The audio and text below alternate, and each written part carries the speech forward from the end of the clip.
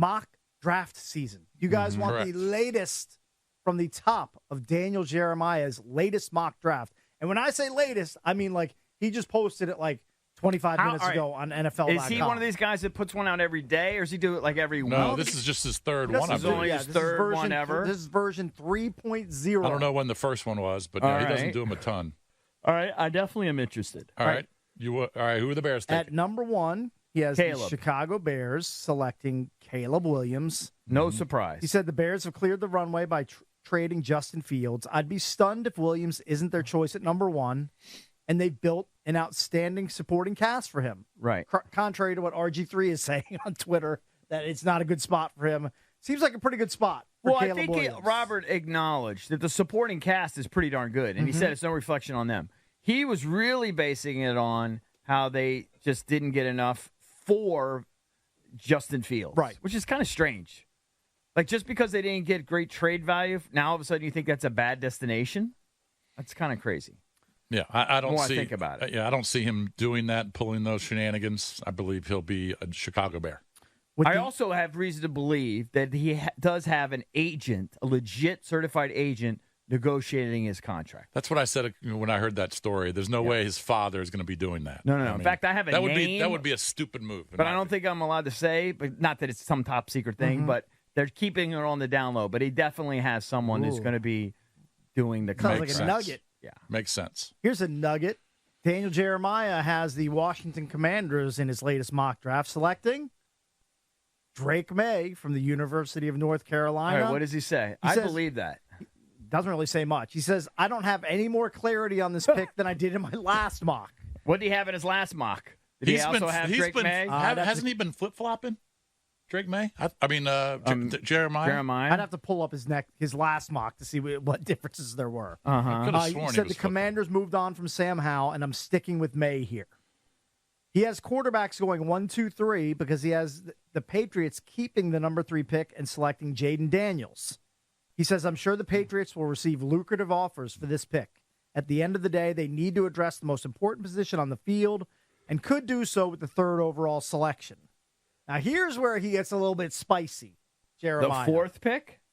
The 4th pick. Who's picking 4th? Well, he's got someone trading up. In his mock, he has the Minnesota Vikings trading up with the Arizona Cardinals to get the number 4 pick and to continue the run on quarterbacks. Take JJ? He has them taking J.J. McCarthy out of Michigan. Right. He says, now the fun really begins after their recent trade with the Texans. It seems the Vikings are situated to aggressively move up to draft Kirk Cousins' replacement. The Cardinals trade down, bypassing a chance to pick the first receiver off the board, but they address the position later in round 1. Mm-hmm. So that would, based on his numbers and his mock, that would give the Cardinals 3 first-round picks. Okay. Because you would have number 11 for the Cardinals. You'd have 23 for the Cardinals. And you would have number 27 for the Cardinals. It's a lot of first-round ammo. If who knows? It happens. It's just a mock. Who knows if that would actually happen? But and to round out his top 5 in Jeremiah's latest mock on NFL.com, he has another trade. He has the Jets moving into the number 5 spot, trading up with the L.A. Chargers to select Marvin Harrison Jr. That pair him with Aaron Rodgers? And to pair with Garrett Wilson. That would be a really nice 1-2 punch at your 1-2 wide receiver spots. Right. Garrett Wilson, Marvin Harrison Jr. He said the Jets are all in with a veteran quarterback. They recently acquired 2 offensive tackles to shore up the O-line. They desperately need another playmaker to complement Garrett Wilson, so they trade up to select Harrison, the top wideout in the draft, and Wilson's former Ohio State teammate. So he's got 2 big blockbuster deals rounding out 4 and 5 in his latest mock draft. Does it happen? Probably not, but it's fun to entertain it. It's fun to see the different pieces moving around and teams trading up to try to get their quarterback if Minnesota's willing to jump into the top 4. I mentioned this earlier. I saw a mock-up yesterday on social media somewhere where a guy had like an AI version of Drake May in a Commander's uniform and helmet. Right. And then juxtaposed next to Jaden Daniels. And honestly, I don't know how you could put all your draft capital on Jay. He's just so darn skinny. It is literally terrifying.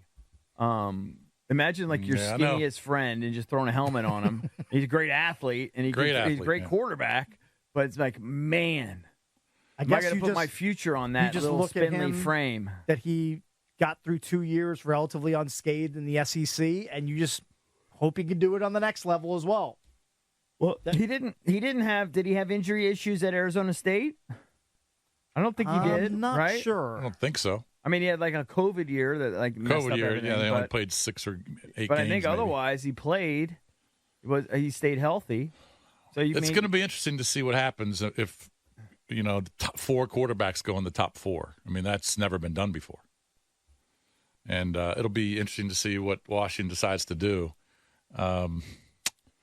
Man, it's going to be nuts. And he also has Penix going later in the first round of the Raiders here. So he's got five quarterbacks going in the first round. You could speak to this, that Greenberg posted that pass pressure to sack rate, and, of like recent quarterbacks, like Sam Howell's way up there, right? We're like in college, it was like 22.6 or something. Anybody over 20 apparently has not had success. Yep. And I didn't see Drake May or Caleb in there.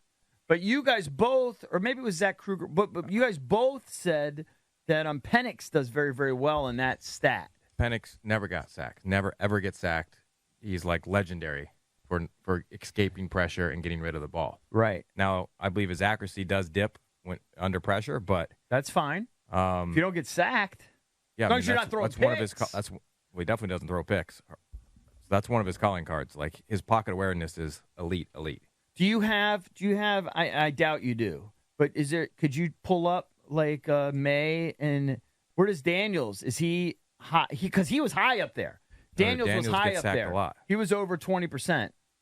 Yes. Sack to pressure or whatever, which is apparently the threshold for like guys that are successful. Where does Drake May fall in that? And Caleb?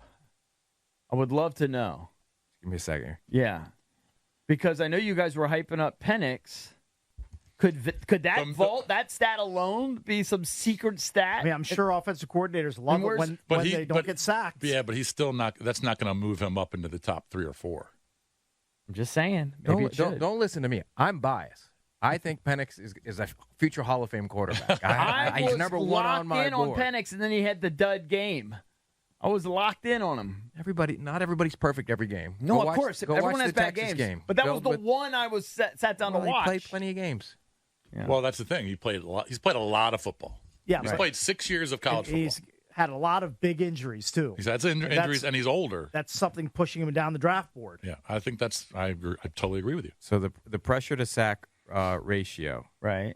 The guys who are above 20% all suck. Right. It's Sam Howell, Ben DiNucci, Justin Fields, Hackenberg, Desmond Ridder, Davis Mills. Right. There's nobody there that surprises you. Jaden right? Daniels. Right. Yeah. So you don't have below though. You don't have that below. No. I'm sure Zach will hear this. Tell Zach. Yeah. I thought it was Greenberg. I think right. Something crazy is going to happen in this draft. I don't think it's going to be the Bears trading the number 1 pick. I don't think it's going to be Washington trading out. I just think something nuts is going to happen. 4 quarterbacks have never gone 1 through 4, right? That's never happened. I don't believe. I think it's only happened. I can't recall that. I think happening. the only top. I think 1, 2, 3 has only happened once. Was that McNabb and Achilles Smith and all them and Tim Couch? Tim Couch. It might have been. We were at that draft, I believe. Right. If I recall correctly. No, we definitely were. Philly fans were definitely booing Donovan McNabb. There's a lot of booing. Are you asking about the quarterbacks drafted? It went 1-3. That 1, 2, 2 Well, it just 3. happened a couple years ago with Zach Wilson. Yeah.